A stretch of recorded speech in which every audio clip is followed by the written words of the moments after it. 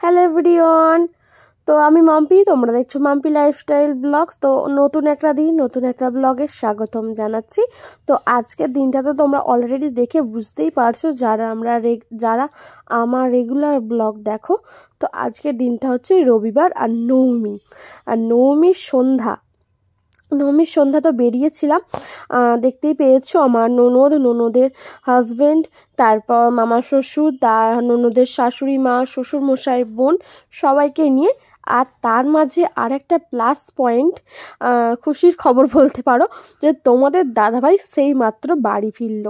তো ঠাকুর দেখতে যাওয়ার তো ইচ্ছা আছে, কারণ দুর্গাপুজোতে তাকে পাইনি, কালী পুজোতেও তাকে পাইনি, একবার খালি দর্শন পেয়েছিলাম, আর জগদ্ধাত্রী পুজোয় তাকে কাছে পেলাম। তো ঠাকুর দেখতে যাব, তার আগে যেহেতু এনারা এসছেন, তো এনাদের সাথে একটু দেখে নিই আশেপাশেগুলো ঘুরে, কারণ আমার তো সব দেখা হয়নি, যেহেতু আমি কালকেই বাপের বাড়ি থেকে বাড়ি এসেছি। তো এনাদের সাথে একটু ঘুরে এই ঠাকুরের মণ্ডপটা দর্শন করব, কারণ এটাতে প্রচণ্ড পরিমাণে লাইন পড়েছে, তো লাইন দিয়ে তো দেখাটা সম্ভব নয়। তো এখানে মামা শ্বশুরের কিছু চেনাশোনার লোকজন আছে আর কি, বাইরের দিক দিয়ে আমাদের প্রবেশ করিয়ে দেবে, সেটাই জানলাম। আর চলো তাণ্ডবটা দেখি। আসুন আসুন, এগিয়ে আসুন, অনেক জায়গায় এগিয়ে আসুন, ডান দিকটা চলে যান,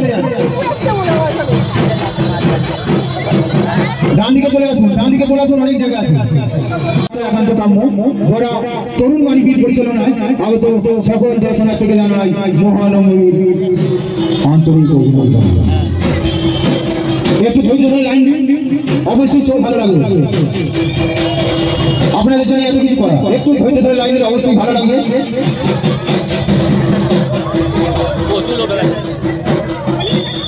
ডান দিকে এগিয়ে আসুন, ডান দিকটা চলে আসুন, এদিকে অনেক জায়গা আছে, ডান দিকে চলে আসুন, ডান দিকে চলে আসুন, ডান দিকে চলে আসুন, অনেক জায়গা, ডান দিকে চলে আসুন।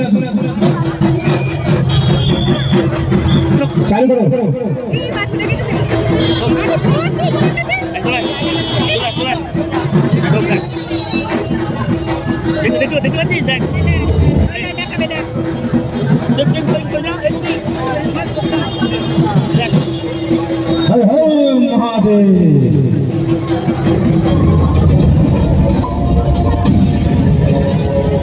তো এই দেখো এখানে মহাকালের তাণ্ডব, তো এটার জন্য এত লাইন, প্রচুর মানুষকে ঢোকাচ্ছে আর প্রচুর লাইনে পড়ছে।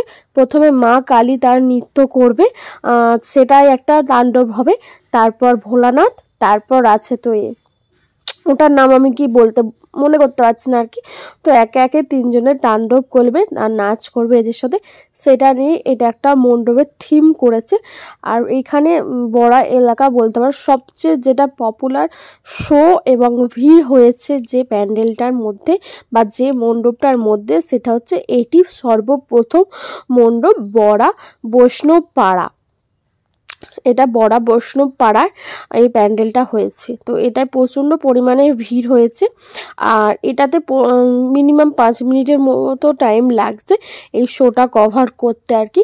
প্রথমে মা কালী একটা তাণ্ডব করছেন, পুরো একদম ওপর থেকে নিচ অবধি নেবে, তার 2 মিনিট বাদেই শিব নৃত্য করছেন, তার 2 মিনিট বাদে আবার আরেকজন আছে, উনিও নৃত্য করছেন, তো ওনার নামটা আমি মনে করতে পারছি না আপাতত এখন।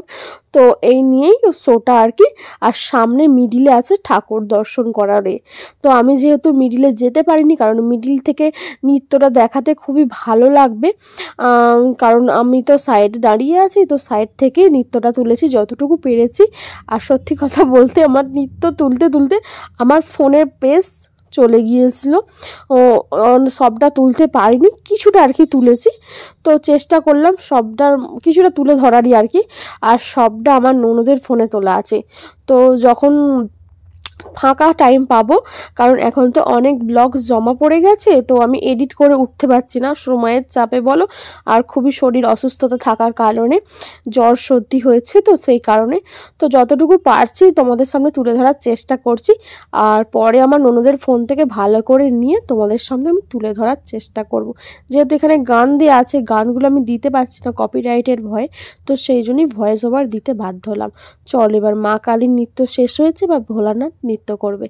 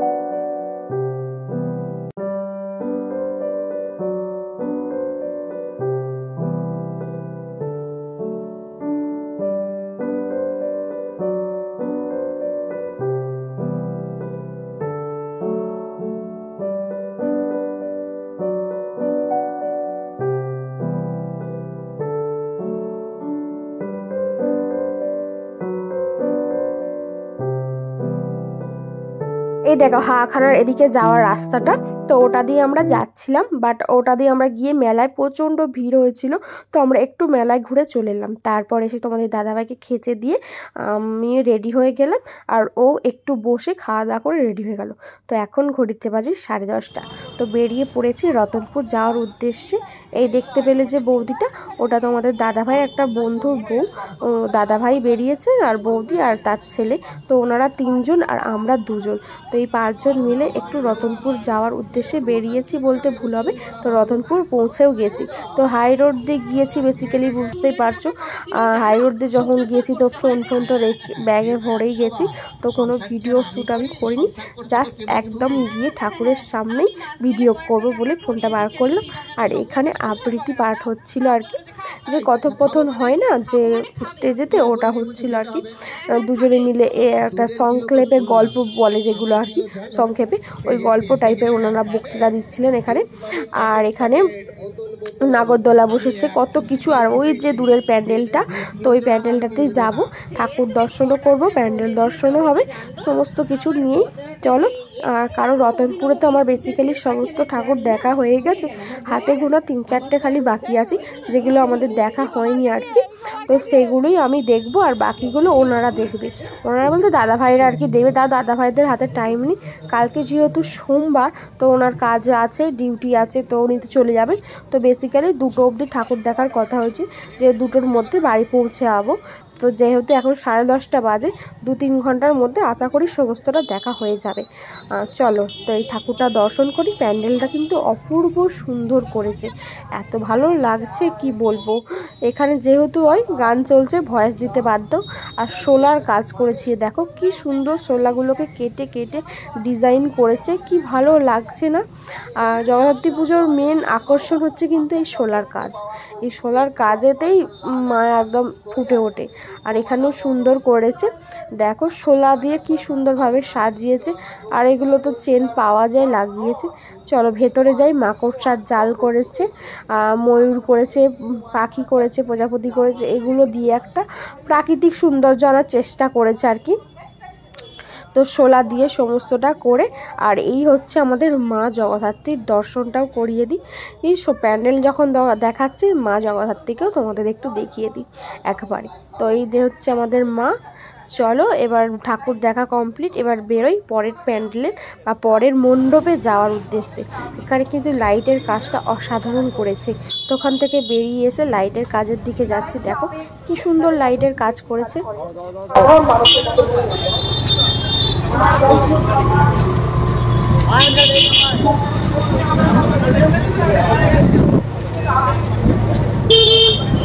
ভালোবাসা মহব্বত কাকে বলে, এটাকে আবার অনেকেই চিন্তা করে, ও আচ্ছা আচ্ছা বলবো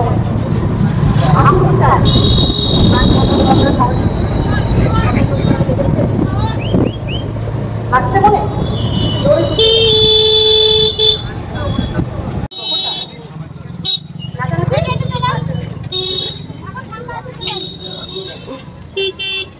মনে আছে এখানে খেলনা পড়ে গেছিল, ওই তো বললাম আমাদের বাকি মানুষের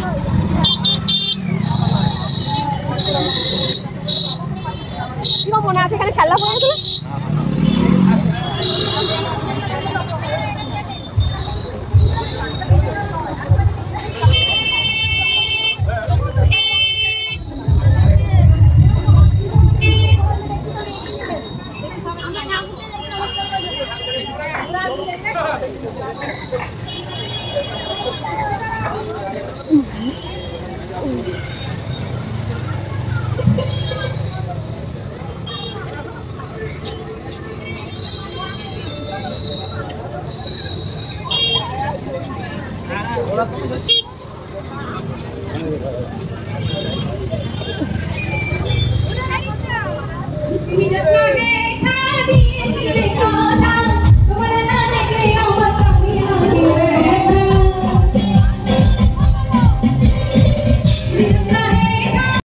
তো রতনপুর মোড়ে একটা বিশাল বড় প্যান্ডেল করেছে, সেই প্যান্ডেলটা হচ্ছে এটা। এখানে তোমাদের ভেবেছিলাম ভয়েস দিতে হবে না, বাট মনেই ছিল না যে এখানে একটা বিশাল বড় ফাংশানের অ্যারেঞ্জমেন্ট করা হয়েছে। তো ওখানে বাংলাদেশ থেকে নায়িকা এসছে, বাংলাদেশের মোমো, ওর নাম হচ্ছে তো উনি এখানে গান করতে এসছেন। আর প্যান্ডেলটা তোমরা দেখো, খালি পরে ওনার কাছে নিয়ে যাচ্ছে, আগে প্যান্ডেলটা দেখাই। এত সুন্দর প্যান্ডেলটা করেছে, অপরূপ দৃশ্য যাকে বলে একদম।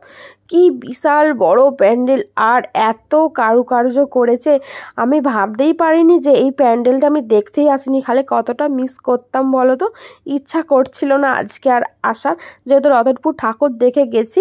তো বলছিলাম যে যাব না, তারপর তোমাদের দাদাভাইয়ের বন্ধু বলছিল যে চলো চলো আমরা একা যাব। তো সেই কারণেই আরও বেরোনো, ঠাকুর দেখতে যাওয়া। এই ঠাকুর দেখতে গিয়েই কিন্তু আমার এখন জ্বর সর্দি হয়েছে। আর এইটা দেখো, এত ভালো লাগছে, কি সুন্দর প্যান্ডেলটা, নিখুঁত কাজ যাকে বলে। আর এত কারুকার্য করেছে, কত কিছু লাগিয়ে একদম, মনে কবে থেকে যে প্যান্ডেলটা করছে তার ধারণার বাইরে। আর এই যে ঢুকছে, এখানেই শেষ নয়, এরপর আরও সৌন্দর্য কাজ করছে। চলো তোমরা দেখতে থাকো খালি প্যান্ডেলটা।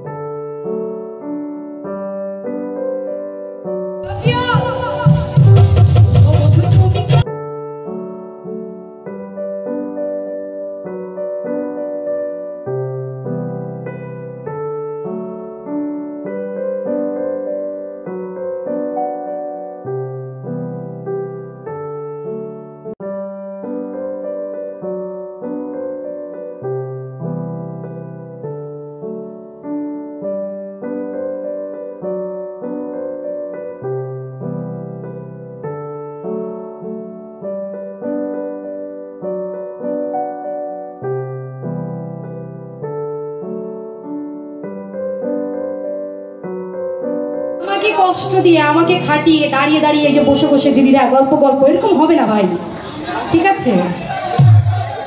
আমাকে খাটাচ্ছে আর বলছে যে এই মাত্র তো শুরু আছে, তা আমার ডায়লগ আমাকে দিচ্ছে, তা আমার ডায়লগ শিখে রাখছেন। বাবা,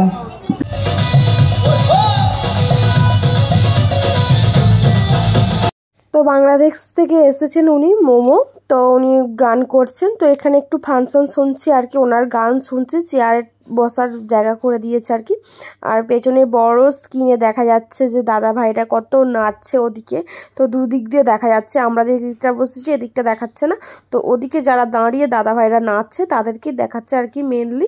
আমাদেরও দেখাবে, বাট তখন আর ক্যামেরা আমি করতে ভুলে গেছিলাম। তো এখানে তোমাদের দাদা ভাই, আমি আর ওনারাও দেখছেন আর কি। তো 2-3 মিনিটের মতো আর দেখবো, দেখে তারপর বেরিয়ে যাব। কারণ যেহেতু এখন ঘড়িতে বাজে 12:30, তো অনেকটাই রাত হয়ে গেছে। তো রাত মানে বুঝতেই পারছো, 12:30 বেজে গেছে, এখনও কটা ঠাকুর দেখা বাকি আছে।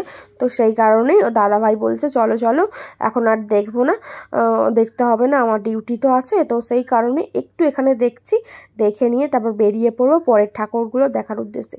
বেশি দেখবো না, তোমাদের আগেই বলেছি 2-3টে দেখেই চলে যাব, কারণ আমার তো সবটা দেখাই আছে। আর আজকে আর মায়ের মামার বাড়ি যাবো না, কারণ ওখানে 12টা বাজলেই না গেট বন্ধ করে দেয় আর কি মন্দিরে। নাহলে প্রতি বছর নবমীতে আমরা ওখানে যাই, ঠাকুর দেখি, সবার সাথে আলাপ করি, গল্প করি, কথা বলি, খাওয়া দাওয়াও করা হয় সমস্ত কিছু। বাট এবারে অনেকটা দেরিতে বেরিয়েছি, কারণ অন্যবারে আমরা 7টার সময় বেরিয়ে যাই। তো এবারে আমরা যেহেতু তোমাদের দাদাভাই ছিল না, ছুটি ছিল না, তো সেই কারণে আমরা 10:30 নাগাদ বেরিয়েছি।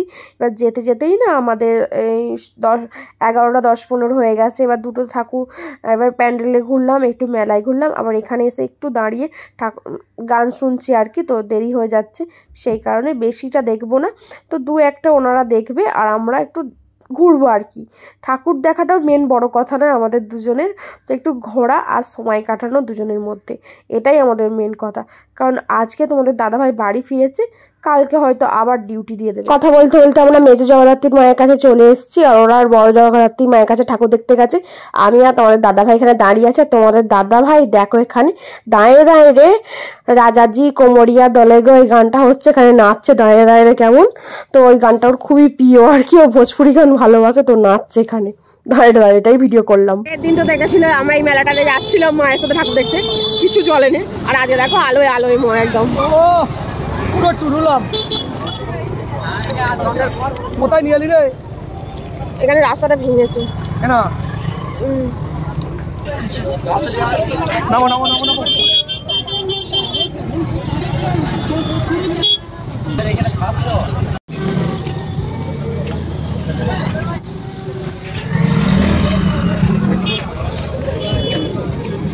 প্যান্ডেল দেখা হয়ে গেছে।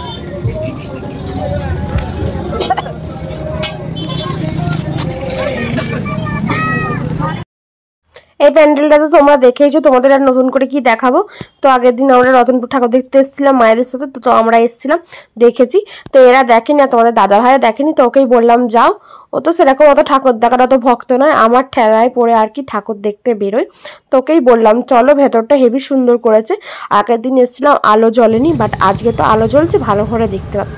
তারপরে এটা একটা প্যান্ডেল দেখো, এখানে চারিদিকে গাছ বসিয়েছে, আর গাছের মধ্যে মধ্যে সবুজ আলো জ্বালিয়ে একটা হাউস, ড্রিম হাউসের মতো ও প্যান্ডেল করেছে, যেন হচ্ছে ঘরের মধ্যেই ঠাকুরটা এসে বসে আছে মা জগদ্ধাত্রী। তো এটা দেখেই এবার আমরা বাড়ি ফেরার পালা, কারণ অনেকটা রাত হয়ে যাচ্ছে, তখনই ঘড়িতে বাজে 1:30। এখন ঘড়িতে বাজে কটা? ও বাবা, 1:38। এখন ঘড়িতে বাজে 1:38। তো এখন আমাদের ঠাকুর দেখা হয়নি। তো এই দেখো বড়া বাবুর বাগান, তো এখানে এসছি। আর একটা প্রতিমা, এটা দেখে আর একটা প্রতিমা আছে, তো ওটা দর্শন করবো, তারপর বাড়ি ফিরতে হতে রাত 2টো বাজবে। চলো।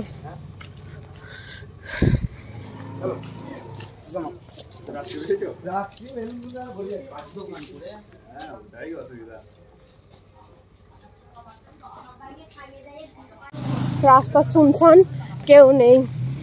তোমাদের দাদা ভাইয়ের বন্ধু বেরিয়েছিল আমাদের সাথে আর কি, তো ও বাড়ি চলে গেল, ওদের ওইদিকে বাড়ি। তো আমরা এই ঠাকুরটা দেখে আর একটা ঠাকুর দেখে বাড়ি ফিরবো। চলো চলো।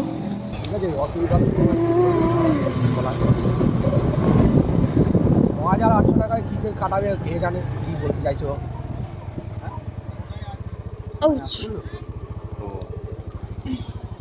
কাটিয়েছে, তাহলে টলির কি আছে না আছে দেখো। টলির তো বলছো, তুমি বলছো আছে। কি গো, এত রাত্রিরে ঠাকুর দেখতে পেয়েছো? ভালো আছে? তুমি ভালো আছো? ওই তো ফোনে কথা বলছো। তোমরা কোথেকে দেখে দেখে? আমরা আর রতনপুর গেছিলাম। আচ্ছা, রতনপুর থেকে? হ্যাঁ।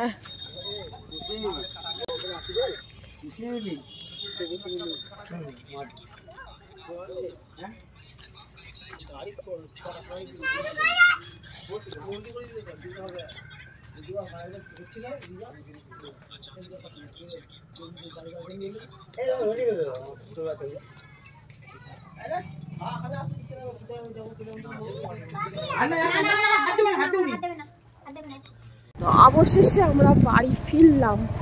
এখন ঘড়িতে বাজে 2টো বাজতে 10 বাকি। আমরা সবাই আজকের ব্লগটা আমি এখানেই শেষ করছি। সবাই ভালো থাকবেন, সুস্থ থাকবেন, সাবধানে থাকবেন। দেখা হবে পরের দিন নতুন একটা